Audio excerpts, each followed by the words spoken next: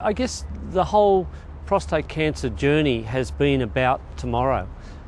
Whether when you're first diagnosed, you're concerned about next week, you're concerned about next year, you worry about your future, and that's only natural with a diagnosis like prostate cancer. Like most relatively young blokes, I was 48 years old, I was fit, I was busy as a federal backbencher. I'd had the opportunity to go to Gallipoli, and I thought, well, I better go to the doctor to get some travel inoculations. And of course, I don't go to the doctor like most guys very often, and the doctor grabbed the opportunity while I was there. He said, we better do a few tests. Went off, had my PSA tested, and it was a bit of a roller coaster then. Next thing I was off to a specialist, and was sitting there with the urologist, not expecting to have a cancer diagnosis because I felt perfectly fit, I had no symptoms. And I guess it's one of those things you sort of go into a bit of shock. I did have my wife with me. I think that's very important. If you have a support person, whether it's a really good friend, whether it's your wife or some other family member, it's really important to have a support person with you. It's a very interesting point is the fact that in general conversation, men don't sit around after work having a few beers talking about their health or their prostate issues. But it's very interesting once you are diagnosed, and if you go public on it, which is what I chose to do, it's amazing how many people come up to you. It's almost like a little secret men's club that as soon as they know that you've suffered from prostate cancer or some sort of prostate problem, men will come up to you quietly and say, oh, I had the same issue, or can I ask you a question?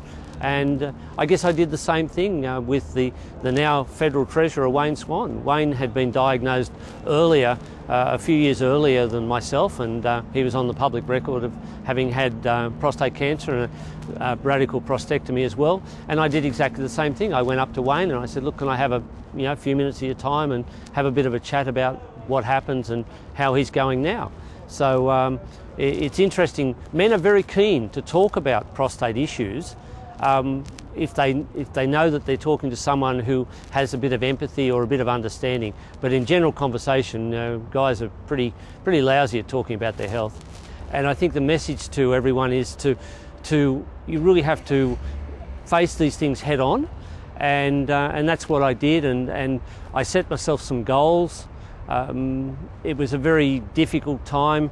I mentioned when I was writing a story, and I think you'll find that in the book, about I went and saw some victims from the Bali bombings at the time, and spoke to a couple of people who'd lost family members and a severely burnt gentleman. And I really started to think that, I really didn't have any issues. I was diagnosed with prostate cancer, so let's get on with it.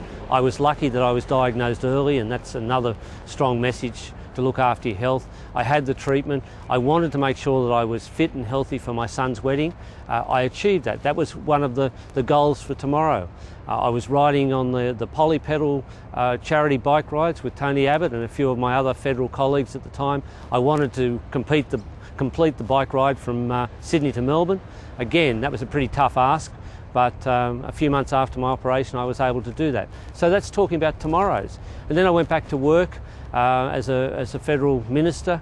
I achieved that goal after I'd had treatment for prostate cancer. It was a goal that I guess I thought was probably unattainable at the time. I was happy being a backbencher.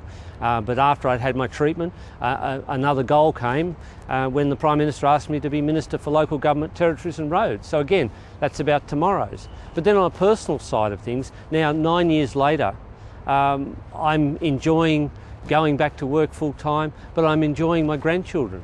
I have 3 grandchildren, 2 boys aged 8 and 5, and a gorgeous little girl who's almost 1 year old. That is the important thing about tomorrow.